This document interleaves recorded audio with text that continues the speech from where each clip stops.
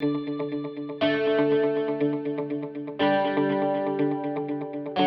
of the partners we had in running this intervention was Headspace. And I thought what they said was a really good example of why we need an intervention like this. They said that some young people, when they come to Headspace, they're really coming because they want to make friends. They see it as a social environment where they might be able to meet other young people and connect with them. And so then when they find that actually the treatments on offer are mostly one-on-one therapy with someone who is a long way from their age, that can be a bit of a turn-off. That's not actually what they're looking for.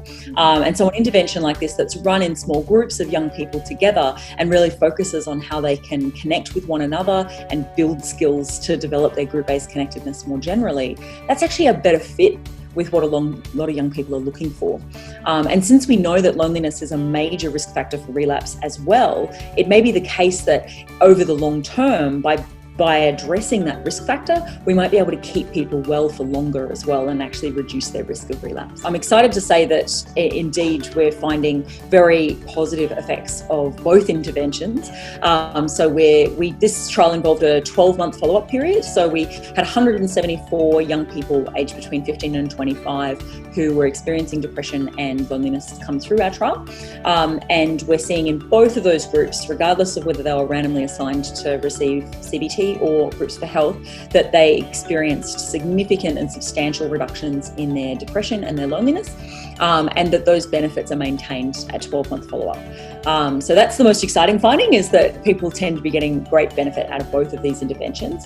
And even more exciting for those of us who are keen to develop an intervention that's effective for loneliness, we are seeing particular benefits for Groups for Health, and that's emerging over time as well. So we're really only starting to see that at that 12-month follow-up mark.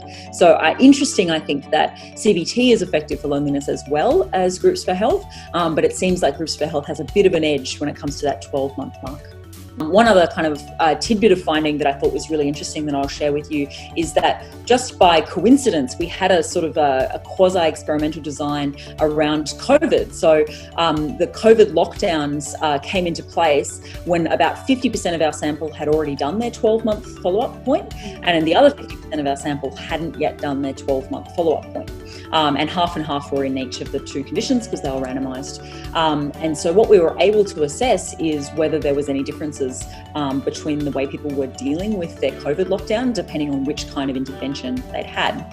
And what we found is that the people who had done the Groups for Health program were protected in terms of seeing a spike in their loneliness scores at that 12-month follow-up point.